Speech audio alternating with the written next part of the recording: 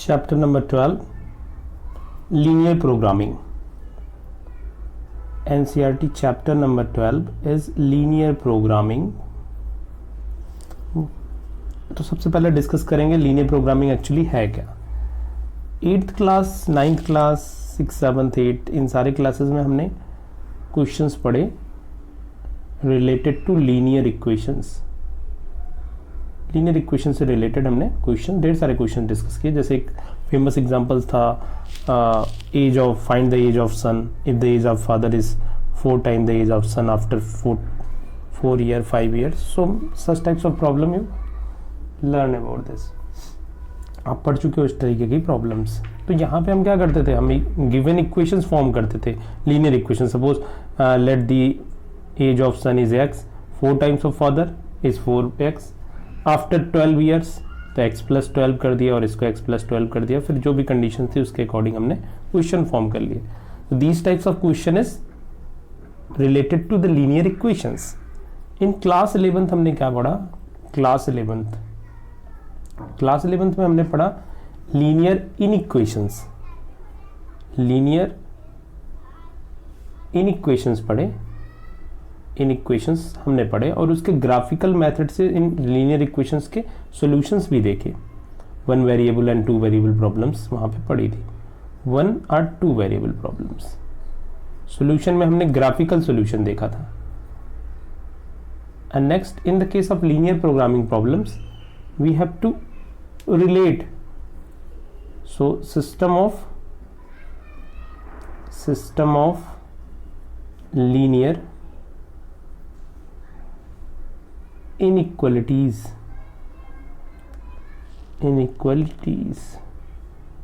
are equations, equation are inequalities, इन दोनों का सिस्टम, उसकी हेल्प से हमें अपनी प्रॉब्लम्स को सॉल्व करना होगा। So problem is basically related to our real life. कैसी प्रॉब्लम्स होगी, सपोज आप एक डीलर हो, शॉपकीपर्स हो, तो आपका एम क्या होता है, एम इज मैक्सिमाइज और प्रॉफिट।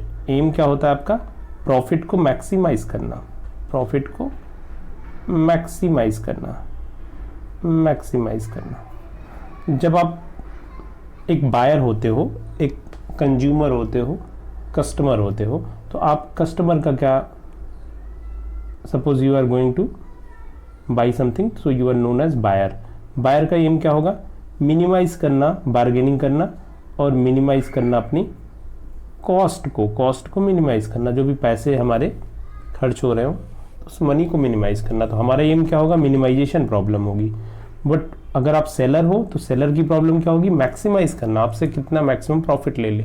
ये हमारे डेली लाइफ में ये चलता रहता है, maximisation and minimisation. And combining these two problems, minimise और मैक्सिमाइज, जैसी भी सिचुएशन होगी। जैसे हमारे नेचुरल रिसोर्सेज हैं तो हमें इनके यूज़ को क्या करना है, मिनिमाइज करना है ना, तभी तो हमें अगले जो भी आने वाली पीढ़ी है हम उसको दे पाएंगे। तो प्रॉब्लम्स रिलेटेड टू मैक्सिमाइज और problem related to minimise, these are combined, known as problem of optimisation problem.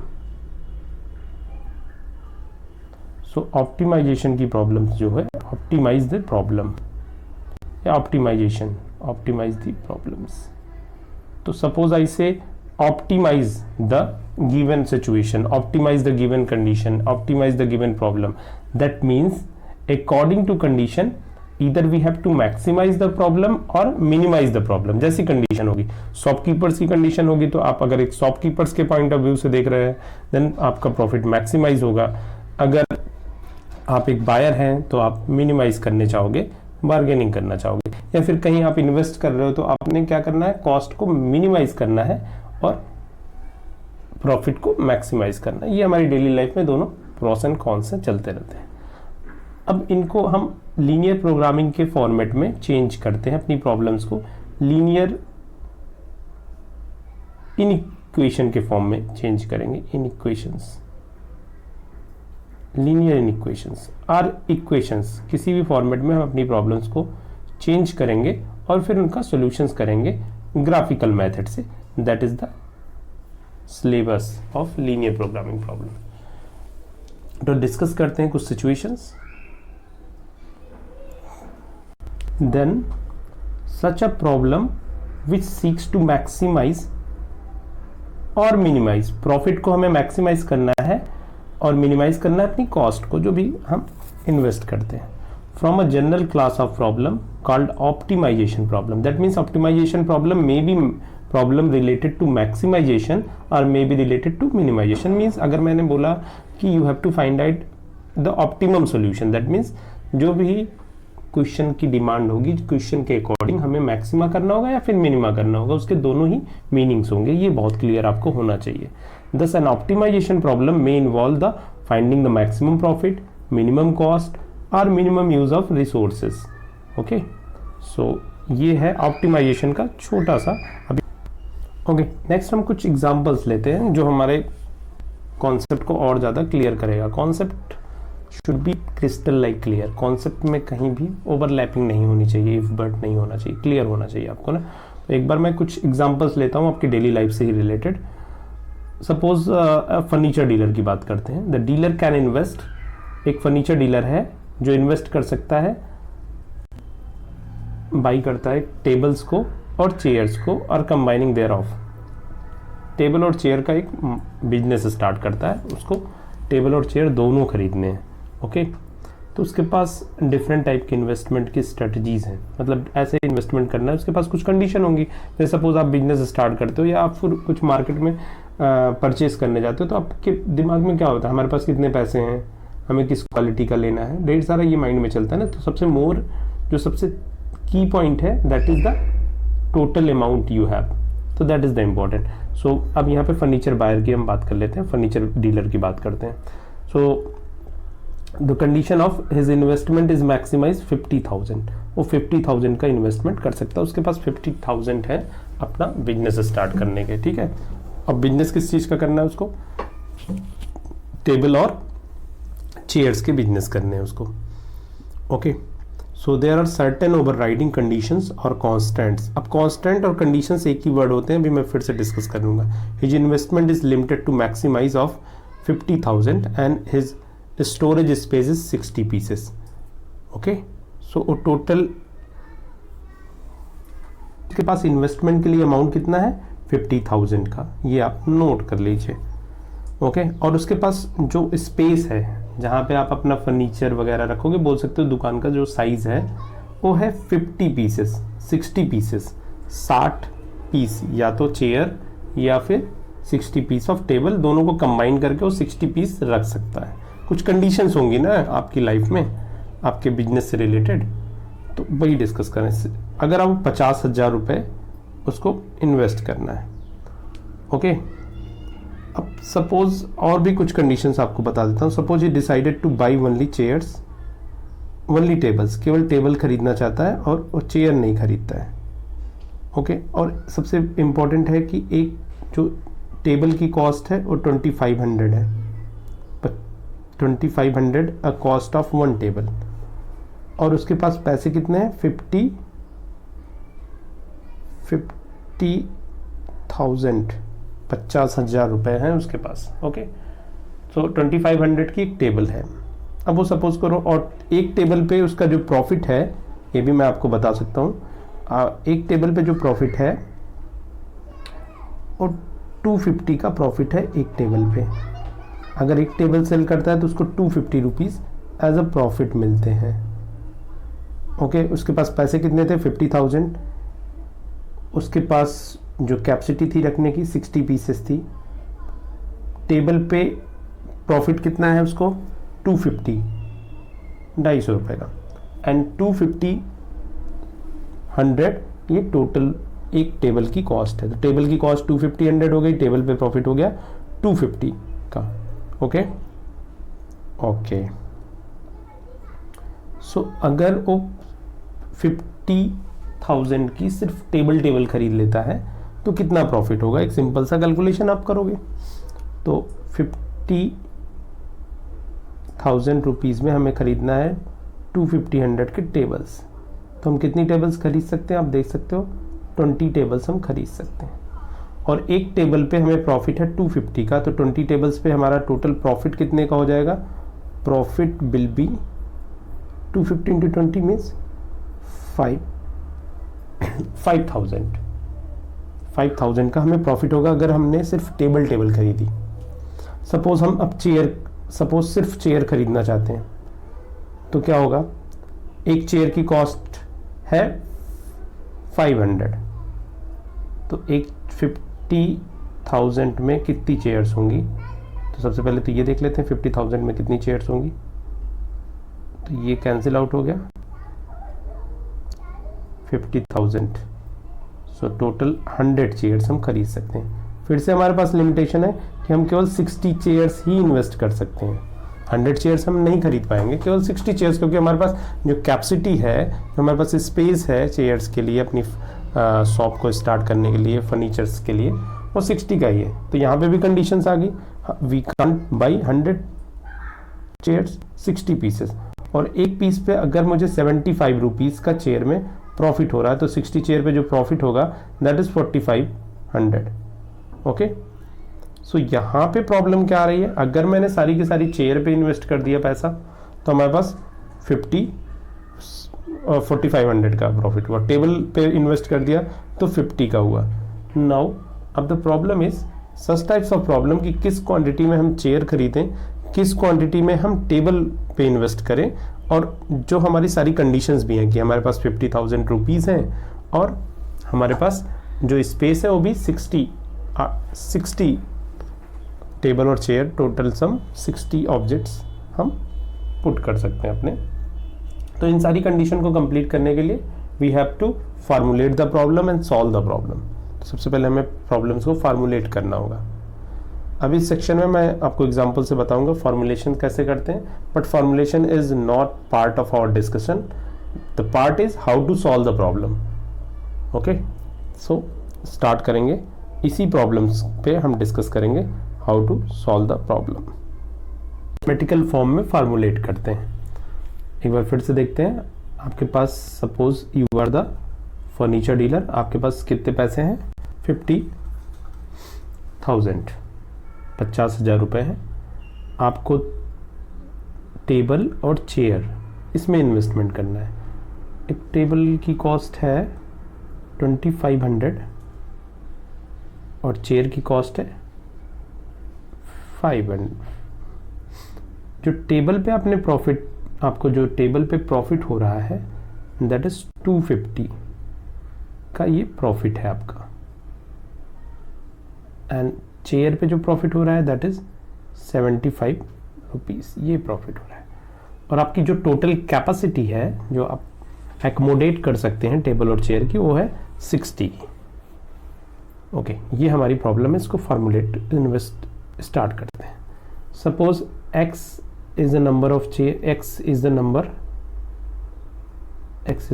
of table and y is the number of chair। ये आप परचेज करते हो जिससे आपका प्रॉफिट मैक्सिमम हो जाए, ये combination of perfect. Commercial purpose के लिए लीनियर प्रोग्रामिंग प्रॉब्लम्स एक तरीके से यू कैन से दैट कि वेरी पावरफुल टूल्स, इससे बड़ी बड़ी प्रॉब्लम्स हम सॉल्व करते हैं। तो अब भी आपके लिए सबसे पहली कंडीशंस क्या है, आपने x टेबल अगर परचेज की है, 2500 की सिंगल टेबल है, तो x टेबल्स कितने की होगी, 25 into x, 2500 into x, plus single chair की कॉस्टिंग है 500, तो y चेयर्स कितने में होगी, 500 इंटू वाई। और जो आपने इन्वेस्टमेंट करना है वो लिमिट के अंदर करना है, मीन्स आपके पास जो पैसे हैं उसी के अंदर करना है, इसलिए that means problem is less then, not greater than. Greater than का मतलब क्या हो गया, आप 50,000 से ज़्यादा इन्वेस्टमेंट कर सकते हैं। आपके पॉकेट में जो पैसे हैं, आपके पास जो भी पैसे हैं उसी में तो आपको इन्वेस्टमेंट करोगे, बाहर से नहीं लेना है, आपको इन्वेस्टमेंट फिक्स किया है, दैट मीन्स लेस देन और equal to. Okay, next problem is आपके पास x टेबल है एंड y चेयर्स हैं। इन दोनों का एडिशन 60 से ग्रेटर नहीं होना चाहिए, लेस होना चाहिए बट ग्रेटर नहीं होना चाहिए, that should be less than or equal to 60. These are and the table and chair, these are the item are countable always a positive number, so x and y should be greater than or equal to 0. Negative नहीं हो सकता, -1 table, -2 table, there is no concept of minus in counting. In fact these are the complete positive number. Okay, और in fact table और chair के case में तो natural numbers होंगे. So ये conditions हो गई and these conditions are known as, mathematical word है कंडीशंस के लिए, constants. So these are the constants of mathematics. ये आपकी कंडीशंस हैं, इन कंडीशंस को यूज करके आपको अपनी प्रॉफिट को मैक्सिमाइज करना होगा. You have to maximise. अब आपका ऑब्जेक्टिव क्या है? सपोज ऑब्जेक्टिव को हम इन जनरल जेड से रिप्रेजेंट करेंगे. हमारा ये है objective and this objective is आपको प्रॉफिट को मैक्सिमाइज करना है. एक्स आपने X table and Y chairs खरीदी हैं. एक टेबल पे आपका जो प्रॉफिट है वो कितने का प्रॉफिट है? 250 का. और चेयर्स पे कितने का प्रॉफिट है? 75 का. तो this is the total profit is 250x plus 75y. This is the total profit. और प्रॉफिट को आपको क्या करना है? मैक्सिमाइज करना है. तो this is the problem related to maximise. Okay, so maximise की प्रॉब्लम है. तो अब कैसे आप पूरी प्रॉब्लम्स को एक साथ कैसे कंपाइल करोगे? ऑब्जेक्टिव फंक्शन इज, सबसे पहले आपको अपना टारगेट लिखना है. कभी भी ऑब्जेक्टिव फंक्शन, क्वेश्चन में ऑलरेडी ये सारी गिवन होंगी अगर आपको सॉल्व करना है. तो objective function is maximise Z.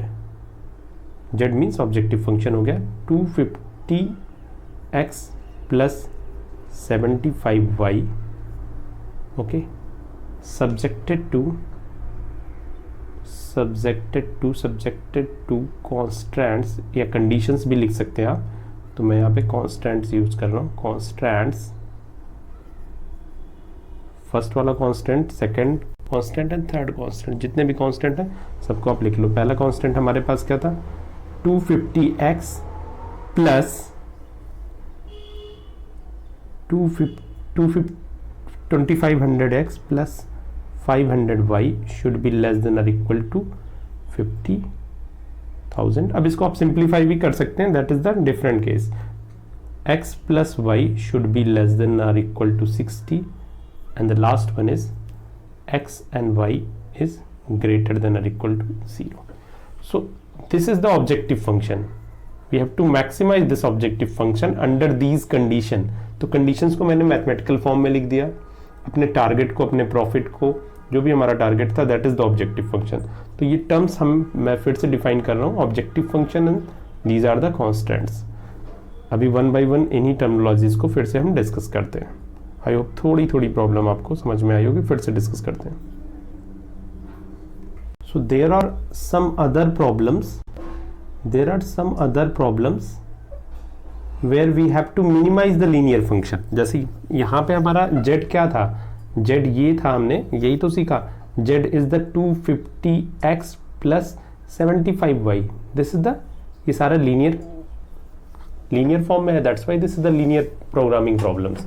तो ऐसा भी हो सकता है कि जहाँ पे हमें मिनिमाइज प्रॉब्लम्स हो, the problems where we have to minimise the function subjected to certain conditions determine the set of linear inequalities with variables are non negative.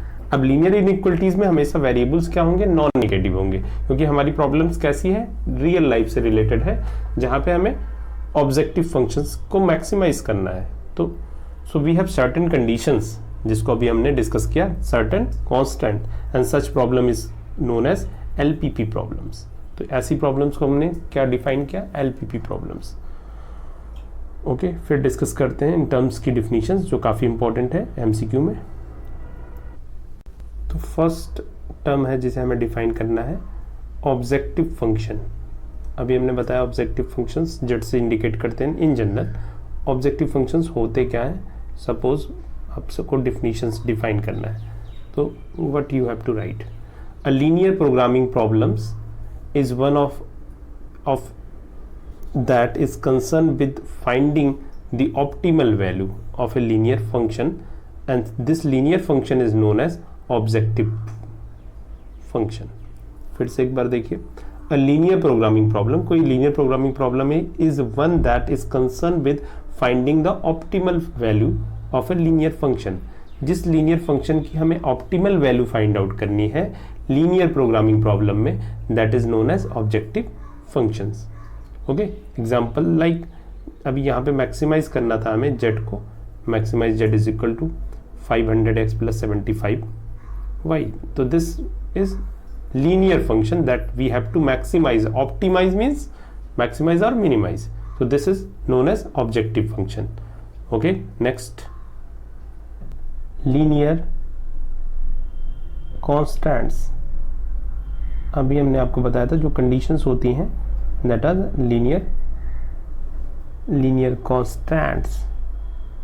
So linear constants क्या होते हैं? Several variables subjected to condition that the variables are non-negative and satisfy the linear inequalities are called constant. जो linear inequalities होती हैं, जो हमारे ढेर सारे variables होते हैं जिनमें हमें नॉन नेगेटिव है, these are the constant. मतलब constants are the those conditions that will help us to maximize or minimize the given problems. तो several variables x और y में भी हो सकते हैं. हमारे पास 2 वेरिएबल प्रॉब्लम है हमारे सिलेबस में, 3, 4, 5, 6 कितने भी वेरिएबल्स हो सकते हैं, subjected to condition that the variables are non-negative and satisfy the linear inequalities are known as the linear constants. तो constants अभी हमने पढ़े थे क्या होते हैं. ओके, सो हमारे सिलेबस में जो मेथड ऑफ सॉल्यूशंस है, अब हमने लीनियर प्रोग्रामिंग प्रॉब्लम्स फॉर्म कर ली. Then next step is how to solve the problems. तो प्रॉब्लम्स को हम सॉल्व कैसे करेंगे. तो हमारे पास 2 तरीके की प्रॉब्लम्स आती हैं. एक bounded problems, bounded reason problem, bounded reason of problem, और एक अनबाउंडेड मीन्स जहाँ पे बाउंडेड नहीं होगा हमारा सोल्यूशन. दोनों ही केसेस हमें डिस्कस करने. तो bounded region and unbounded region. Okay, आपको ध्यान रखनी है like constant, the linear inequalities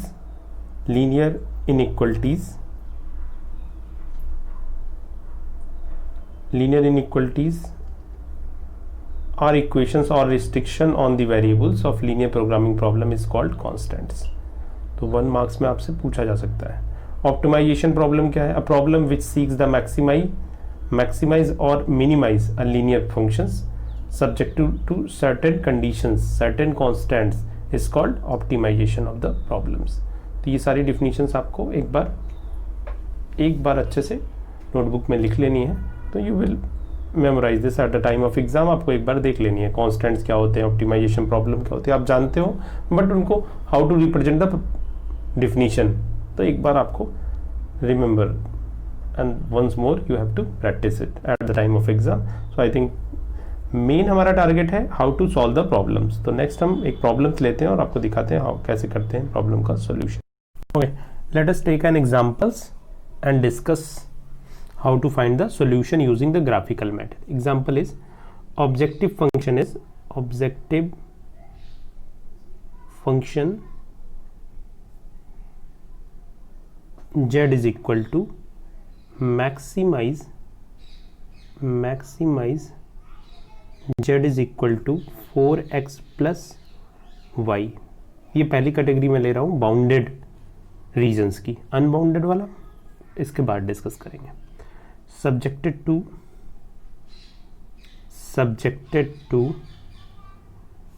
constants. First condition is x plus y is less than or equal to 50. Second condition is 3x plus y is less than 90. And the last, x and y both are greater than or equal to 0. तो हमें सबसे पहले इन constants का graph draw करना होगा. Graphical method में सबसे पहले हम क्या करेंगे, we have to draw this on the graph paper. आप एक रफ यूज कर सकते हो. तो पहली कंडीशन क्या है हमारे पास, जो पहला इन इक्वेशंस है फर्स्ट इन इक्वेशन से x plus Y is less than or equal to 50। इसका ग्राफिकल रिप्रेजेंटेशन देख लेते हैं। तो आप सबसे पहले आपको ग्राफिकल यहाँ पे हम इसको कैसे ड्रॉ करते थे 11th क्लास में। सो हमने यहाँ पे x, दिस इज y, यहाँ पे x की वैल्यू 0 तो y की वैल्यू क्या होगी 50, y की वैल्यू 0 तो x क्या होगा 50। हमें बेसिकली 2 पॉइंट्स फाइंड आउट करने होते हैं और इन 2 पॉइंट्स की हेल्प से हम लाइन ड्रॉ कर लेते हैं। तो फर्स्ट वाले के लिए हमारे पास पॉइंट्स हो गए 0, 50 एंड 50, 0। सेकंड जो है हमारे पास, उसके लिए हम पॉइंट्स फॉर्म करते हैं। सेकंड कंडीशन में बस पॉइंट्स क्या हो जाएंगे x एंड y। x की वैल्यू 0 होगी तो y की वैल्यू 90 होगी, और y की वैल्यू 0 होगी तो x की वैल्यू 30 होगी। तो यहाँ पे हमारे पास 2 पॉइंट्स यहाँ भी हो गए। अब हम ग्राफ ड्रॉ करते हैं। How to draw the graph को मैं ड्रॉ करना स्टार्ट करता हूँ। So this is x axis, this is y axis. First line है 50, suppose this is the point. यहाँ पे हम इस ग्राफ को थोड़ा सा एक्सटेंड करेंगे। ये है पॉइंट, x एक्सिस है तो 50, 0, और ये पॉइंट है हमारा 0, 50 का। तो फर्स्ट लाइन है, लाइन की टेल पे आप लाइन का इक्वेशंस भी लिखेंगे। x plus Y is equal to 50 on the line equal होता है, दैट मीन्स ये लाइन है x plus Y is equal to 50 की। दूसरी लाइन है मेरे पास 3x plus Y is less than 90। इसमें पॉइंट्स क्या है 0, 90, ये 90 था, and 30, 0। 30 means less then 50 means ये पॉइंट होगा। एक रफ डायग्राम हमें ड्रॉ करना होता है, ध्यान रखें। सो बेसिकली दिस इज, ये पॉइंट 30, 0 हो गया। 90 means more than this one, तो ये यहाँ पे स्पेस मैं डिलीट कर देता हूँ इसको, बस स्पेस हो गया। सो ये लाइन बेसिकली यहाँ पे होगी। इस लाइन को थोड़ा सा एक्सटेंड कर दिया मैंने, ये 30, और यहाँ पे सपोज ये पॉइंट है मेरा 0, 90। इन दोनों पॉइंट्स को आप कनेक्ट करिए तो हमारे पास लाइन होगी ये लाइन। इस लाइन का इक्वेशन क्या होगा 3x plus Y is equal to 90। Okay, अब हमारे पास हमें सॉल्यूशन फाइंड आउट करना है। सॉल्यूशन रीजन कौन सा होगा जहाँ पे हमारा सॉल्यूशन एग्जिस्ट करेगा। सो यहाँ पे इस टाइप के केस में हम क्या करते थे, how to find the solution, हम वैल्यू पुट करते थे। यही तो करते थे हम, we have to put the value. यहाँ पे 0, 0 पुट करोगे आप फर्स्ट वाले में। x is 0 plus 0, 0 is less than 50, yes, that means the region containing 0, 0। अब ये जो लाइन है वाइट कलर वाली लाइन आपको दिखाई दे रही है, इसमें जो लोअर ट्राइंगल है ये फिल्टर हो गया। ओके, नेक्स्ट अब यहाँ पे भी 0 पुट करो सेकंड वाले इक्वेशन में। 0 plus 0 is less than 90, yes, means white colour वाली जो लाइन है आपको दिखाई दे रही है, वाइट कलर की लाइन, वाइट कलर वाली लाइन में भी लोअर ट्राइंगल, दोनों में कॉमन रीजन क्या होगा, this is the common portion, ये कॉमन पोर्शन होगा। ओके, टेट्रागन। सो ये कॉमन पोर्शन होगा। तो आई होप अब आपको थोड़ा सा क्लियर हो गया होगा। तो ये हमारा जो पोर्शन होगा, इनको हम नंबरिंग भी कर देते हैं। This point is suppose A, this point is B, this point is 0, 0 already known, and this is C। So O, A, B, C is the known as the solution region. This is known as solution region.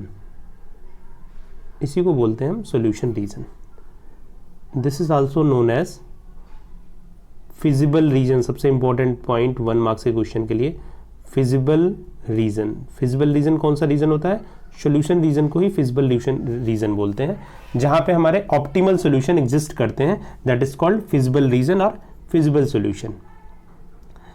And this region is also known as optimal reason.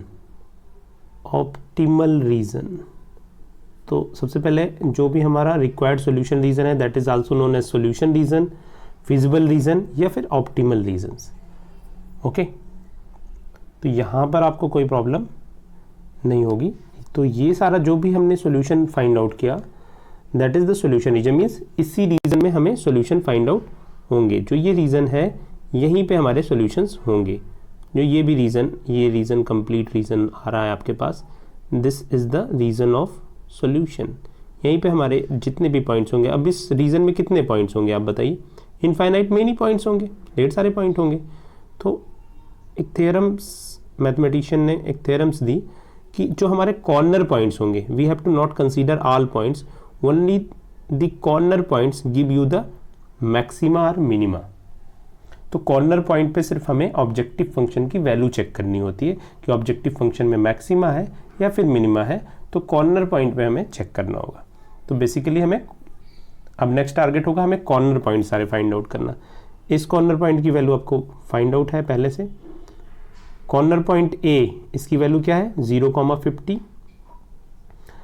Corner point सी की value भी already given है, this point is C, 50,0। Corner point जो B है that 30,0 actually, this point is 30,0। ये वाला point सी, यही तो point है सी, दैट इज 30,0। जो बी पॉइंट है that is the intersection of these two lines, इन दोनों लाइंस का इंटरसेक्शन है। इसको आप लीनियर इक्वेशन जैसे सॉल्व करते हैं वैसे सॉल्व कर लीजिए। तो बी पॉइंट हम फाइंड आउट करते हैं। नेक्स्ट हमारा टारगेट होगा पॉइंट बी फाइंड आउट करना। तो फर्स्ट इक्वेशन था x plus Y is equal to 50, second equation था 3x plus Y is equal to 90। इन इक्वेशन को मैंने इक्वेशन में फाइंड आउट किया।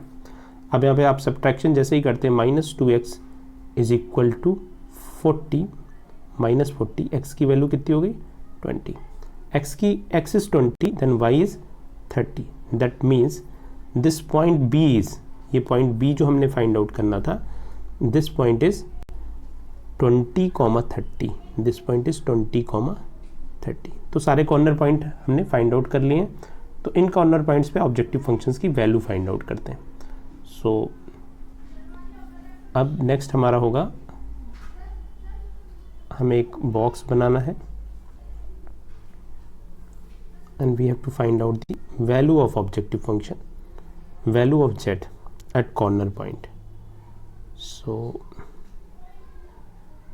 ये है हमारा कॉर्नर पॉइंट CP और ये है z। कॉर्नर पॉइंट हमारे पास जितने हैं उन सारे को इंडिकेट करते हैं। सो हमारा पहला कॉर्नर पॉइंट है 0, 0। Second corner point is 0,50 and third is 30,0 and the last corner point is 20,30। ये सारे कॉर्नर पॉइंट्स, ये सारे कॉर्नर पॉइंट्स कहाँ से निकले? ये actually this is the point, origin का पॉइंट है।